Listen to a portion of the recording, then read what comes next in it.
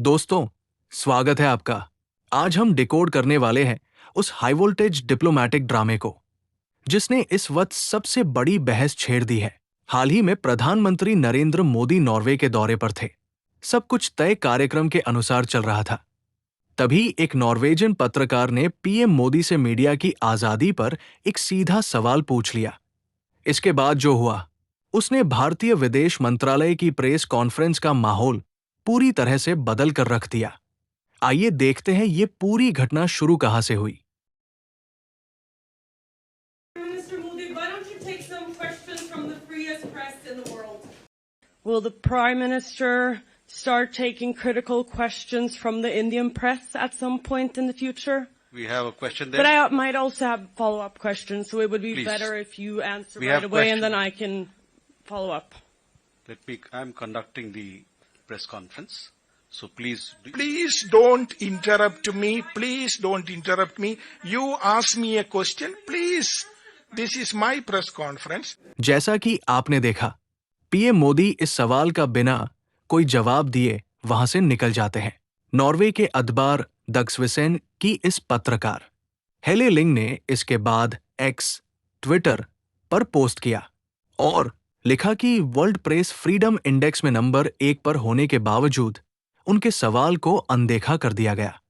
इस ट्वीट के सामने आते ही नॉर्वे में भारतीय दूतावास ने उन्हें उसी शाम एक प्रेस ब्रीफिंग में आमंत्रित किया और असली टकराव यहीं से शुरू होता है।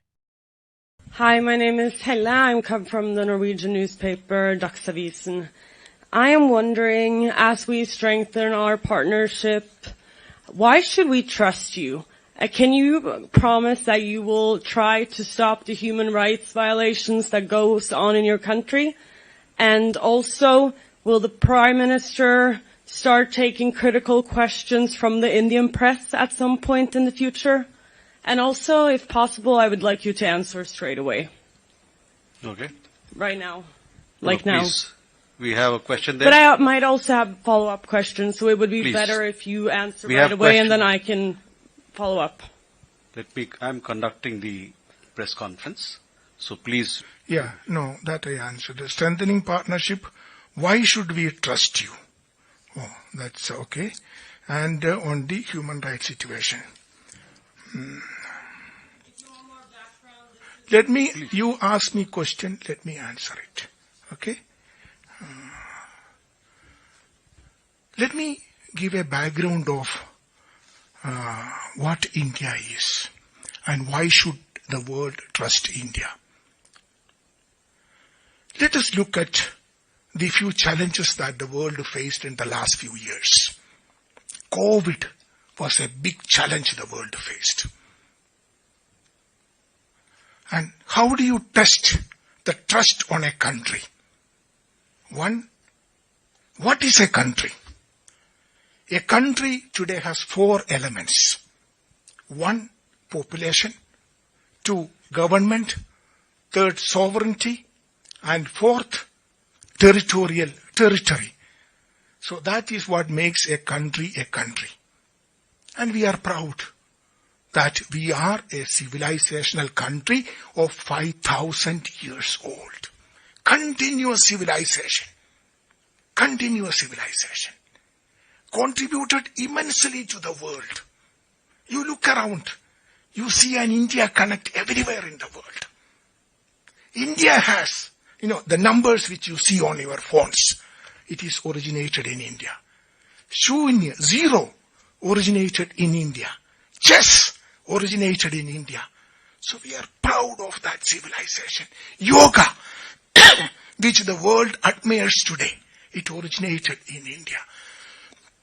India had epics and books. Let me answer the question. Please don't interrupt me. Please don't interrupt me. You ask me a question, please. This is my press conference. You ask why should a country trust India? Why should a country trust India? Why should a country trust India? Let me answer that question, please. So India is a civilizational country which has something unique which it offered to the world and it continues to offer to the world. Okay. So let me come back to the COVID which I mentioned. The whole world had suffered from COVID. What did we do? We didn't hide in the cave. We didn't say that we don't help the world. We came out offering helping hand to the world. That brings trust. That brings trust. And I'm very happy that that trust is appreciated by the world. We supplied vaccines to more than 100 countries. That brings trust. That brings confidence for the world. Second, we supplied medicines to 150 countries. That brings trust. And that is what the world is trusting us. Again, I'm going to ask you. Let me finish my question. Let me finish my answer to the question. You ask me a question. You ask me a question. You ask me a question, let me answer. You ask me a question, let me answer. Okay? I will come to that. I will come to you. Please have patience. Please have questions. No, when to answer, where to answer, how to answer, these are my prerogatives. You ask a question, don't ask me to answer in a particular way. Let me answer. I will answer. On the issue which she asked about human rights, let me mention this. India is a country which is based on a constitution. India is the largest democracy in the world. Last time when we had the democracy, we had the elections in India, the participation was almost 1 billion people. That is the festival of democracy happened in India. And India is a country, very few countries in the world has that, where there is a peaceful transfer of power happens, and it happens in India. So India has a constitution, which I'm sure that some of you are aware of. It was established immediately after our freedom struggle. Again, a freedom struggle led by Mahatma Gandhi. Peaceful way. Peaceful, non-violent. That is why the United Nations celebrate his birthday, October 2nd, and International Non-Violence Day. So, we have a constitution. पत्रकार ने एक साथ 3 तीखे सवाल दागे। भरोसा, मानवाधिकार और प्रेस की आजादी। उसने साफ तौर पर सीधे जवाब की मांग की। इसके बाद पत्रकार और मियां स्पोक्स पर्सन के बीच जो बहस हुई, वो कूटनीतिक मंचों पर बहुत कम देखने को मिलती है। अधिकारी ने बहुत ही कड़े शब्दों में अपनी बात रखी। इसके बाद उन्होंने मानवाधिकार वाले सवाल का भी जवाब दिया, लेकिन पत्रकार प्रेस कॉन्फ्रेंस से वॉकआउट कर गई। अब इस पूरे मुद्दे पर भारत के कई प्रमुख जियोपॉलिटिक्स एनालिस्ट्स और क्रिटिक्स ने अपनी बेबाक राय रखी है। उन्होंने इस घटना का गहराई से विश्लेषण करते हुए वेस्टर्न हिपोक्रेसी यानी पश्चिमी देशों के दोहरे रवैये पर कड़े प्रहार किए हैं। इन क्रिटिक्स का साफ तौर पर मानना है कि पश्चिमी देशों की मीडिया में अक्सर एक सुपीरियॉरिटी कॉम्प्लेक्स देखने को मिलता है। उन्हें लगता है कि वे आज भी दुनिया को ज्ञान दे सकते हैं और उनके सेट किए गए नैरेटिव के हिसाब से ही सबको चलना होगा। भारत के अधिकारी से पत्रकार को जवाब तो मिल रहा था, लेकिन जानकारों के अनुसार पत्रकार को वो जवाब चाहिए था जो उनके अपने एजेंडे को सूट करे।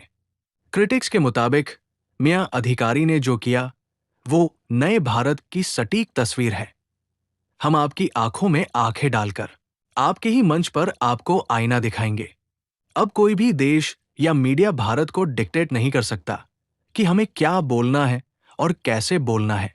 कई एक्सपर्ट्स ने इस बात पर भी जोर दिया कि कैसे विदेशी मीडिया अक्सर फ्रीडम ऑफ प्रेस की आड़ में भारत जैसे विकासशील देशों को नीचा दिखाने की कोशिश करती है। उनके अनुसार भारतीय अधिकारी का रवैया कोई अहंकार नहीं था, बल्कि ये एक साफ कूटनीतिक संदेश था कि अब भारत किसी भी विदेशी पत्रकार का दबाव बर्दाश्त नहीं करेगा। उधर भारत में विपक्ष के नेताओं ने सरकार को घेरा कि वो प्रेस के सवालों से भाग रही है, लेकिन रक्षा और कूटनीति के जानकारों ने इसे भारत की एक बड़ी डिप्लोमैटिक जीत माना है।